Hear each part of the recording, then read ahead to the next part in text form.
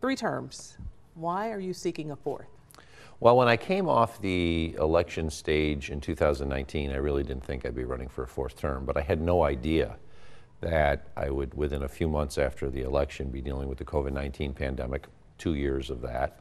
And then, of course, we dealt with the terrible mass shooting last May, and we immediately had to respond to that. And then we had the November snowstorm, the December blizzard. So everything I tried to get accomplished or wanted to get accomplished in this 3rd term just got pushed to the side because there were more important things, the health and safety of our community, that took the forefront. And so what I'm doing right now in this 4th year of this 3rd term is finally getting into play a number of the things that we expected we were going to be able to do this term, but we couldn't. And I want to finish the job. I want to finish the job that I was elected to do by the people of Erie County.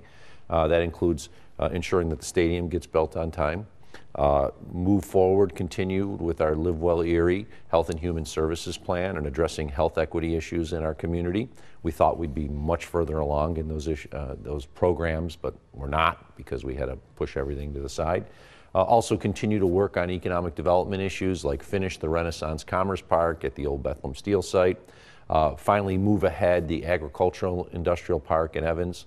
So I'm asking the people for 1 more term so we can continue the work and finish it and hopefully not have to face in a 4th term what this community had to face in the last 4 years. So after this term, if you win tomorrow, then what would you want to do after that? I don't know. You're young.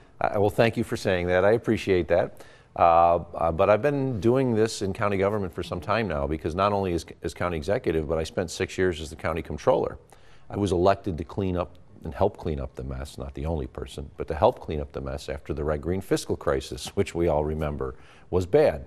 So I'll figure it out. I practiced law previously in the past, but I'm looking forward just to moving ahead and getting the work done for the people of Erie County.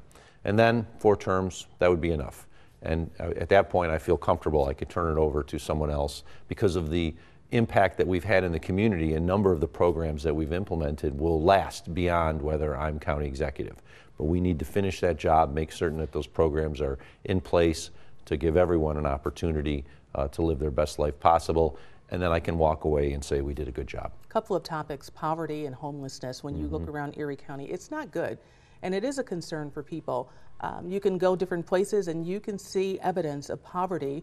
You can see evidence of homelessness, especially in downtown Buffalo. What is the county trying to do to combat those issues? Well, it's something I've seen my entire life. I remember growing up in the city of Lackawanna, and we didn't realize that we were poor because everyone was kind of in the same boat. But when the steel mills closed, a lot of the parents lost jobs, and everyone just worked together to get by. And it's kind of the thought I still have, is that we need to come together as a community to help those people in their time of need.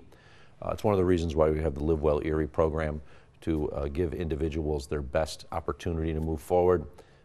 Dr. Taylor from the University of Buffalo said it best to me. He's on our poverty committee.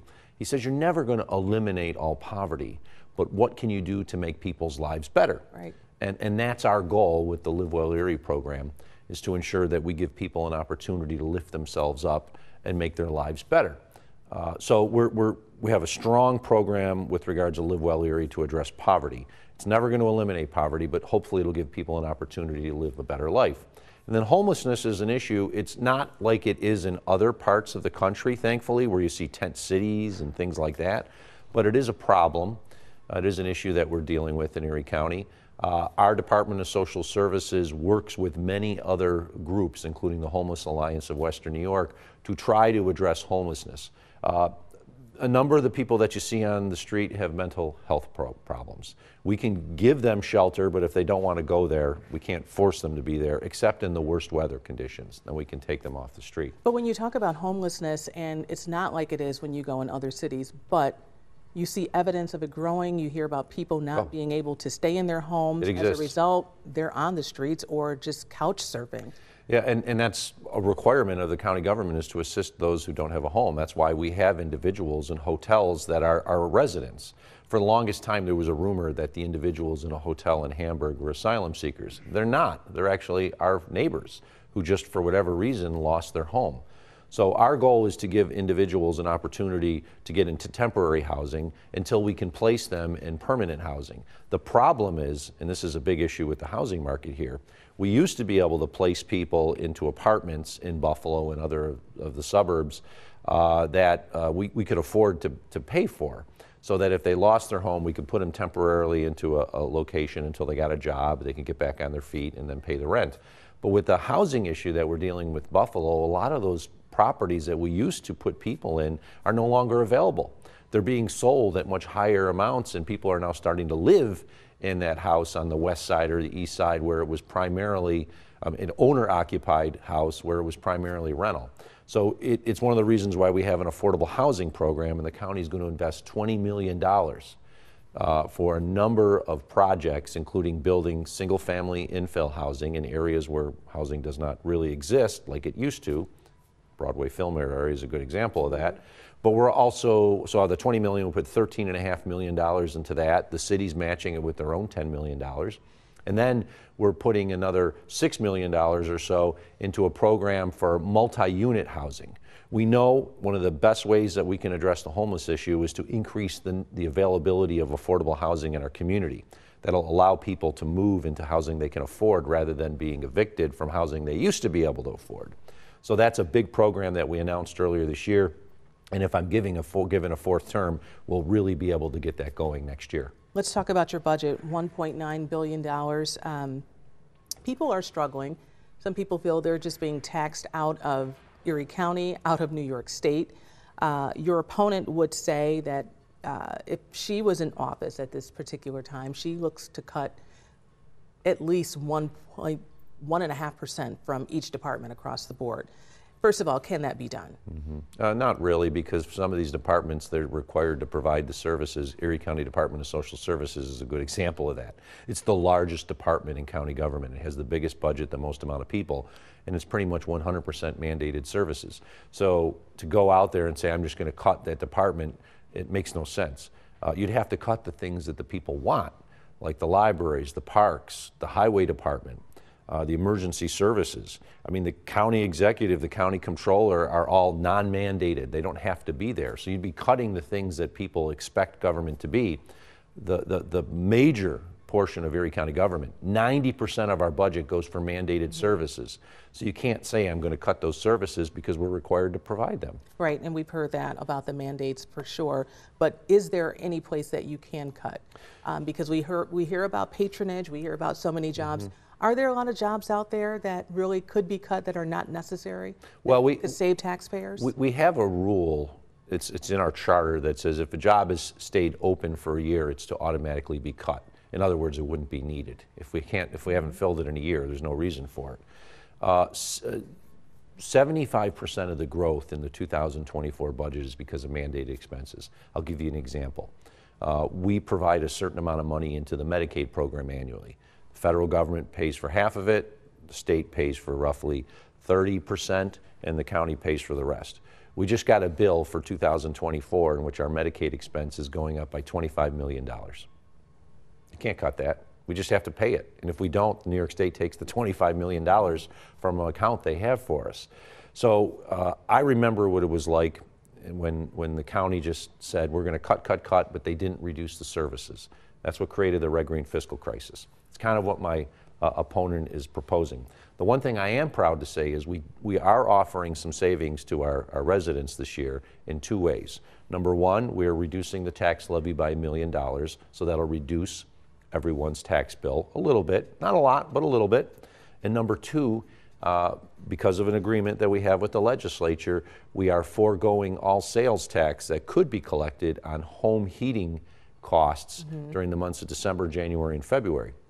That could be significant. If you've got a $200 heating bill and you normally would pay sales tax on that, you're going to be paying $15, $20 on that. If you have a much more expensive heating bill, it's a savings that the people are going to realize during what are the coldest months of the year when we normally pay a lot for gas, electric.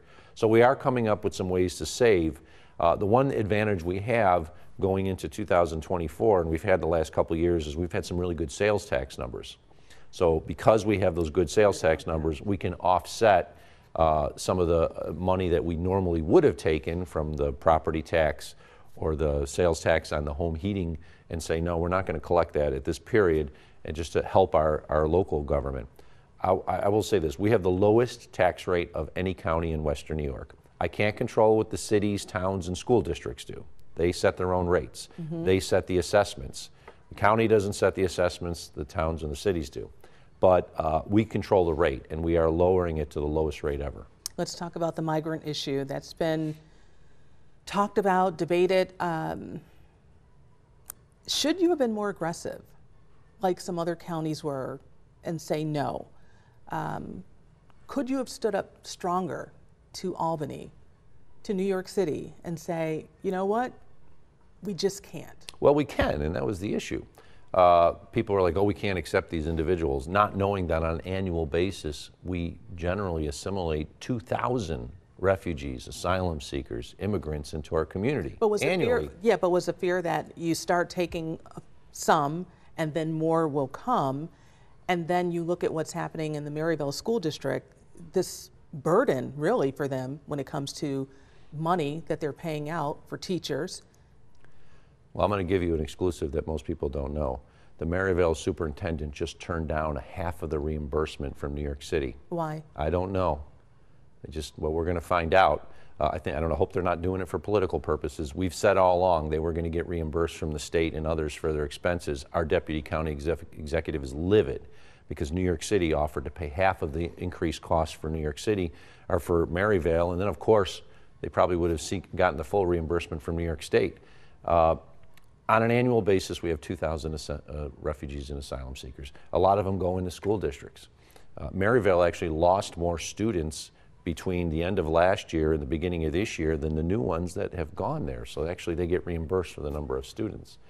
I'm disappointed that people are really trying to politicize an issue of individuals who are just trying to make a better life for themselves.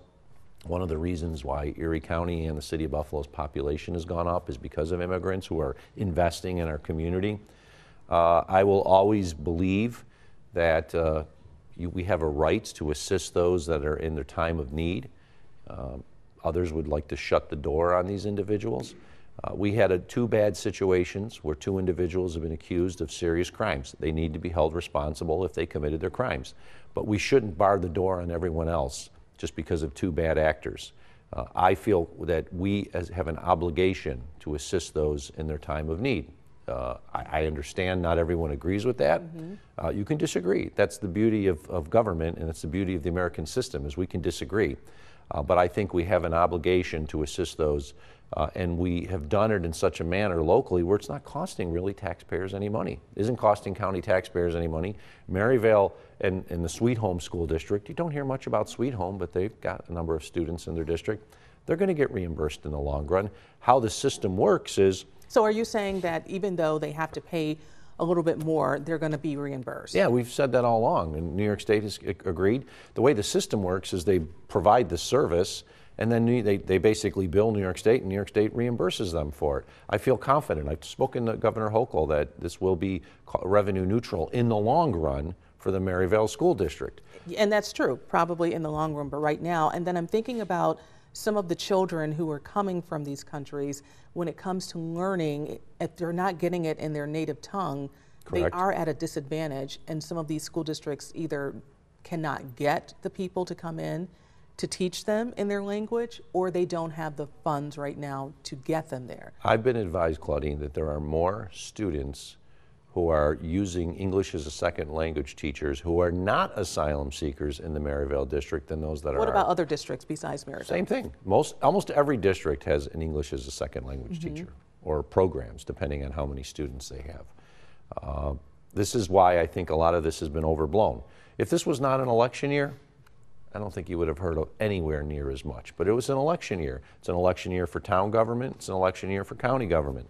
So it was politicized much more than it should have been discussed as a legitimate issue. And that's disappointing. But when you look back at it, were there any mistakes? Were you confident and happy with everything that took place with this entire process from New York City to Buffalo, even with DACO? No, DACO, we were told certain things that we thought would have occurred but didn't. The one thing I'm very pleased that we did is we required New York City to contract through .go with Jericho Road Services, which provides refugee and immigrant services, because we found out very quickly from the staff members from Jericho Road that the things that we were told were happening by .go were not happening. It's one of the reasons why I got on the phone and talked to New York City Mayor Eric Adams to say, this is not right. What we were told was happening is not. We need to address these issues. It's also one of the reasons why Governor Hochul implemented a requirement that the National Guard be present at all .go locations across New York State. But what do you say to your other county executives around New York State who just shut the door? No, they not all did. Not all, but Monroe those County didn't. Albany County didn't. It became politicized. I hate to say it, but the Republicans shut the door, the Democrats didn't. It's as simple as that. And it's disappointing that an issue became politicized. I think you see it. You see the commercials that are being run against me. It's disappointing, but I do know that in Monroe County, they have received asylum seekers. Albany County, which is actually smaller than Erie County, has more asylum seekers in Albany County than we have here in Erie County.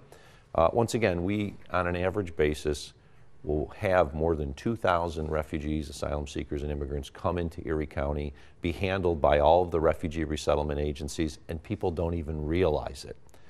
Most individuals have never come in contact with any of the asylum seekers. There's approximately 530 asylum seekers in Erie County. We have 950,000 residents.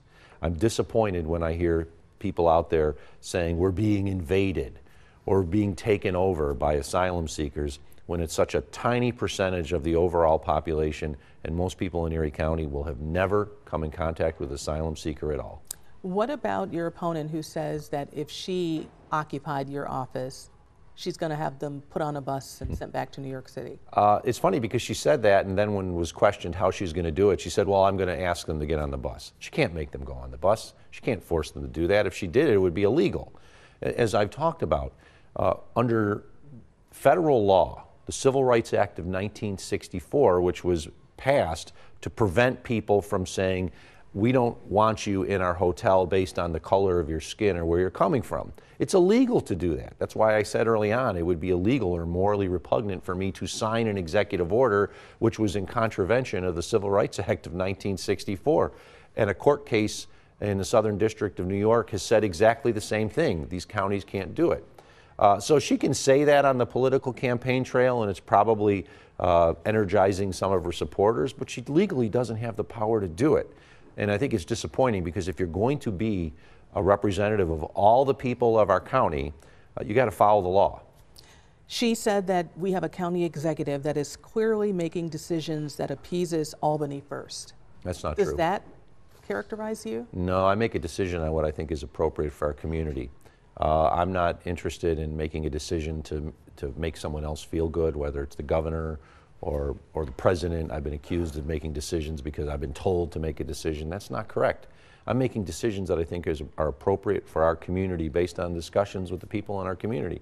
And to tell you the truth, Claudine, when I'm going around and talking to our residents, voters, I'm not really hearing about the asylum seeker issue. I'm hearing about inflation, which is a worldwide issue.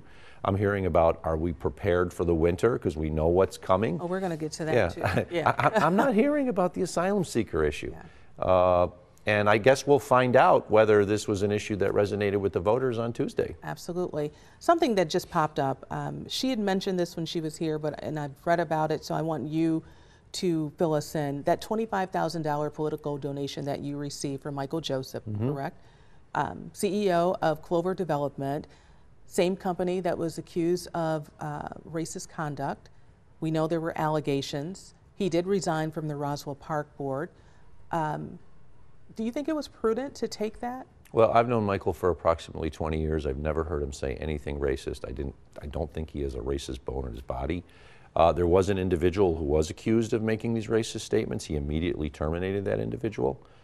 Michael has been a supporter of mine through the years, and he does believe in my policies, and I think it's important that people realize that there have been no accusations against Michael.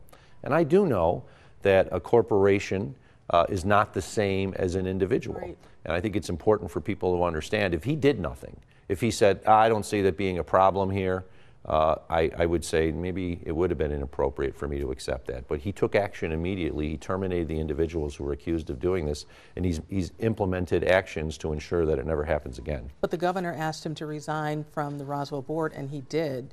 So maybe he didn't say it, but the allegations, the accusations are there surrounding him, his company. Do you think optics-wise that was good for you? Well, I will say this. I know my opponent is trying to do everything possible to deflect from her. She refused to do the debate in the black community that was offered. She was given 3 days in which to do the black journalist debate. I'm very well aware of that. She refused to do that. I'd be willing to debate these issues with her in the African American community, but she's refused to do it. And as I said, I've known Michael Joseph for 20 years, and I have never heard anything come out of his mouth that was racist. And he took action immediately after the accusations were made, which indicates to me that he felt that this was a serious thing and needed to be addressed. Let's go to the blizzard. You took heat, everybody took heat if you were in government regarding the blizzard. We saw what happened in the city of Buffalo. As county executive, you happen to live in the city. You did say that if we have to work with the state, we will find a way to get through these storms quicker by taking over operations if needed regarding the city of Buffalo. Should Erie County, I mean, it's November, should Erie County seriously consider doing that? I know the city of Buffalo came up with their plan. I don't know how much of it you have reviewed, but is it time for Erie County, if there's another blizzard or a major snowstorm, when you have some of those big roads, to just come in and do it? Well, I'll say there's a lot of progress that's been made to ensure that if the big blizzard happens again or another 7 feet of snow falls, the city and the county and the state are at the ready to assist the city if needed. We shouldn't be responsible for all snowstorms. We shouldn't be responsible for 2 inches of snow that falls in the city of Buffalo. Right. They're responsible for it. We're talking about big major storms. Big major storms. But we have assisted the city. We assisted the city in the November snowstorm. We assisted the city in the blizzard. The county did take over literally 1/3 of the city of Buffalo, and we had it open within 36 hours. I think what we're worried about and what was concerning to me is the city was really not, did not have the supplies, the equipment, or the personnel that would be at the ready to handle many of these major storms. They did not have an emergency manager. They did not have a fleet manager. They have both now. So I know there was a lot of criticism as to why they didn't. I'm glad they do now. Every municipality in Erie County now has an emergency manager. There was only one municipality that didn't for the longest time, and it was the city. They have it now. Why is this important? Because it's the emergency manager who communicates with other emergency managers, like our Department of Homeland Security and Emergency Service, for equipment requests. We've always assisted the city. We've always provided them assistance as needed, as requested. I think what happened in the blizzard is, first off, the entire area, not just the city of Buffalo, was shut down because of how bad the conditions were.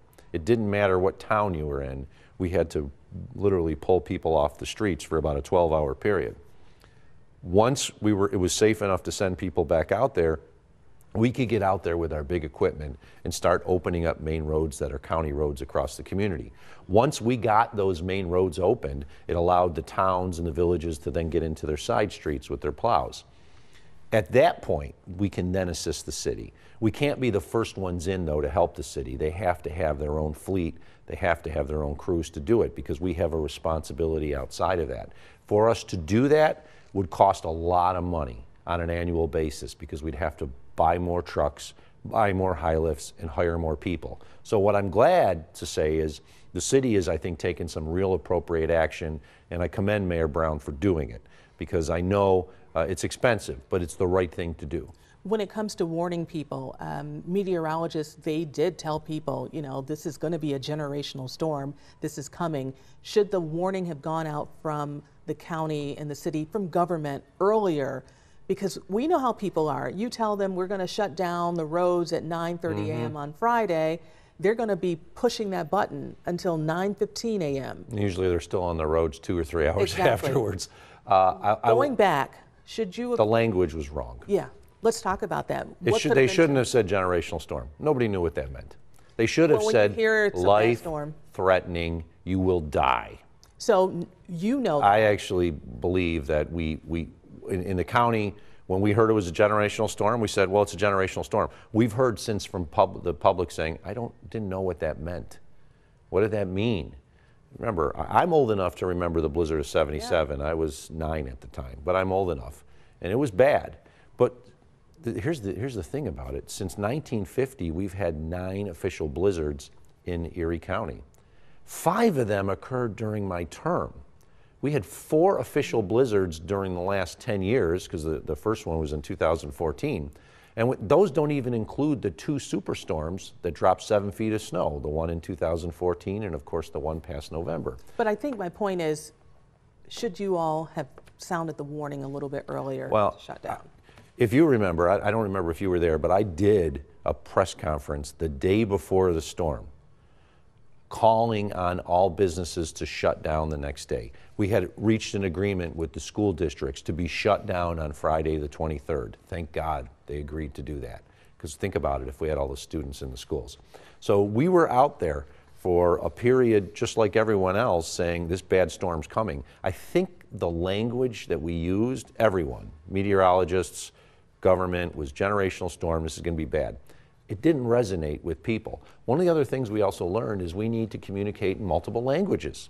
There are multiple languages that are spoken in the city of Buffalo, especially, including newer ones that we didn't even think about 10 years ago, like Bengali or Karen or Somali. So we need to get that message out in multiple languages, because someone who does not speak English, you could say it's a life-threatening storm and you're going to die in it, but if they don't speak English, they don't realize how bad it might be.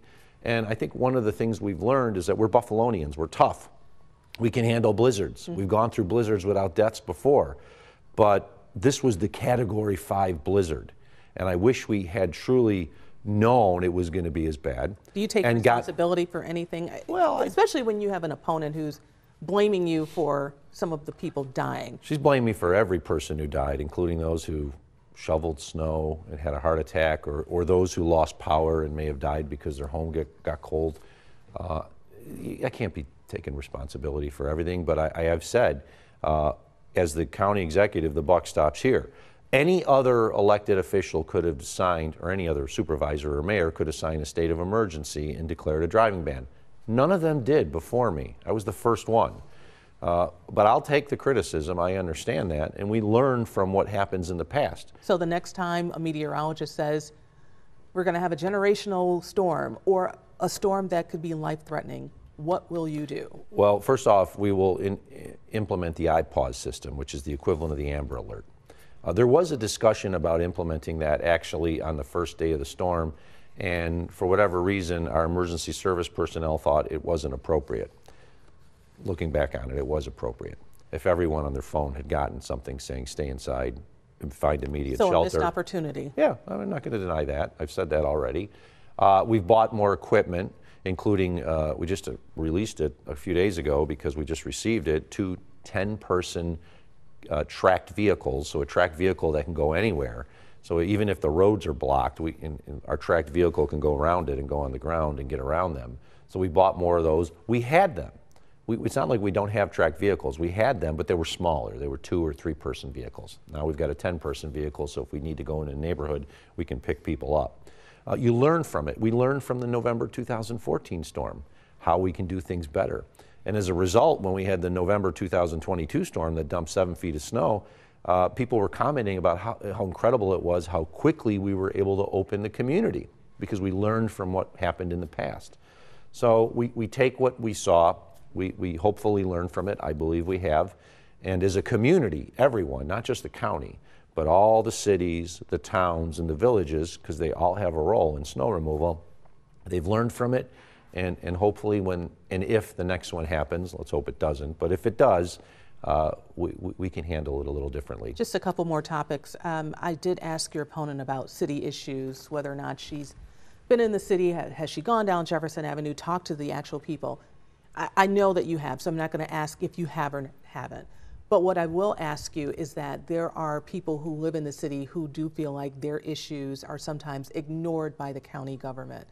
This is just what some of them are saying. Mm-hmm. How do you address them? How do you make sure that people living in the city, in all parts of the city, are aware that county government is here for you. How are you helping them? Well, I think, first off, we put more money into the city of Buffalo as a percentage of our budget than any other part of Erie County. It's as simple as that. More dollars are going into the city of Buffalo because of the programs that we have, the health and human services programs, the senior services programs. We're not police like the Buffalo PD. We're not fire. We don't do garbage collection.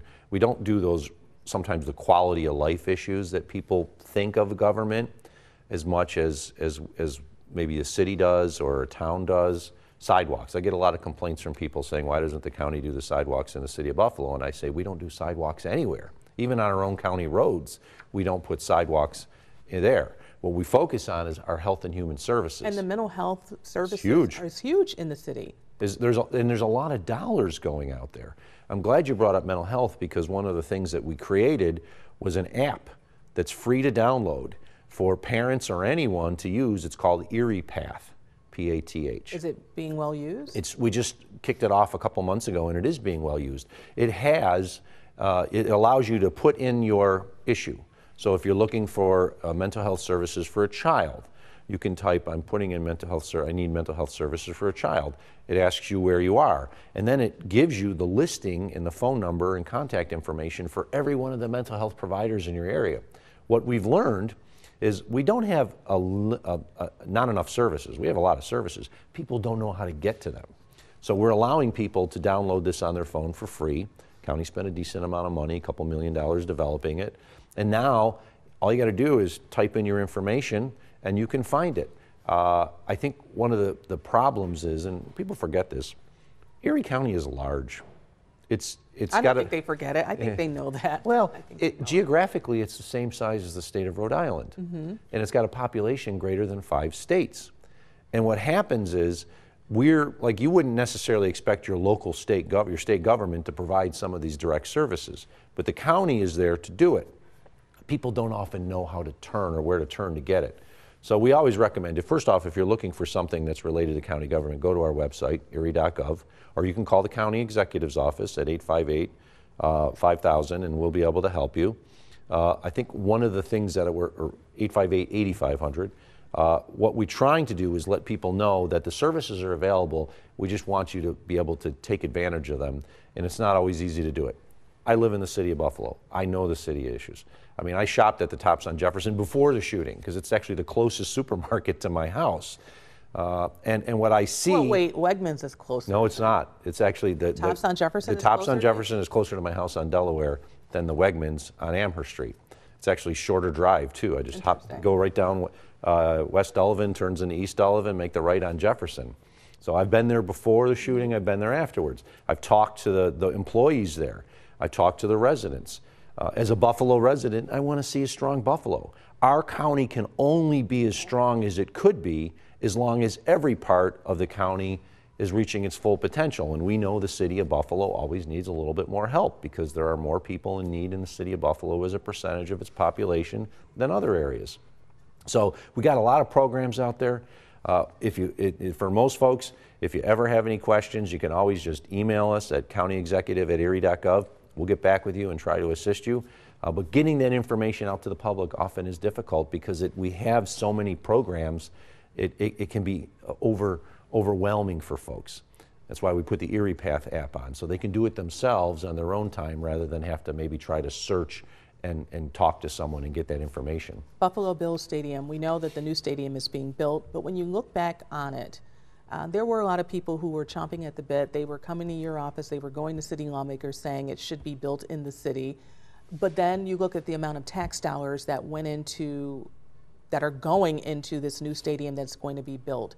I know that you had a role, you were there in this. Could it have been a better deal for taxpayers? I don't think so. No? At this point, with the cost of what the stadium is, it's going to roughly cost about 50% for the governments, 50% for the Pagulas, and the county is only going to pay about 14-15% of the overall cost. I think that's important to note. We will also have no further obligations going forward. Right now, we pay costs associated with game day, with operating expenses for the Bills, which is kind of unheard of in the NFL, but it was negotiated decades ago, and the Bills refused I use this as an opportunity to get the county out of that, to get the county out of the football business where we're paying costs of the bills which could be used to pay for a linebacker. So, and we're also getting a $100 million community benefit agreement in return, in which the team and its related entities, it just doesn't have to be the football team, it could be the Pegulas themselves, are contributing at least $3 million annually for the life of the lease. The next closest community benefit agreement was entered into in Tennessee, and they're only getting $6 million in total.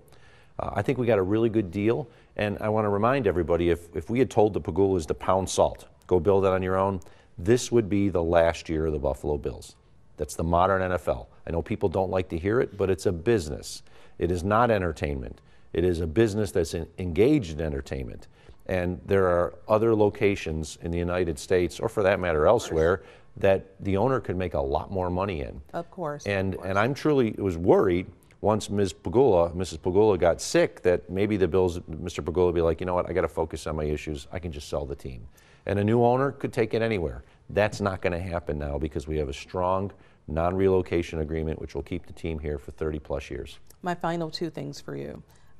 If reelected, I know during COVID, overtime was obviously through the roof, understandably so. Will you keep a close watch on overtime costs in the county? Well, we do. The number one department in overtime is the sheriff's office, which I can't control. By law, the sheriff controls the sheriff's office. We've implemented some changes with the sheriff to reduce overtime, but once again, that's the number one driver of overtime in Erie County is the sheriff's office. I'm hopeful as these new employees are hired that we approved, it will reduce overall overtime and as a result save money. And on the managerial end, that's been addressed.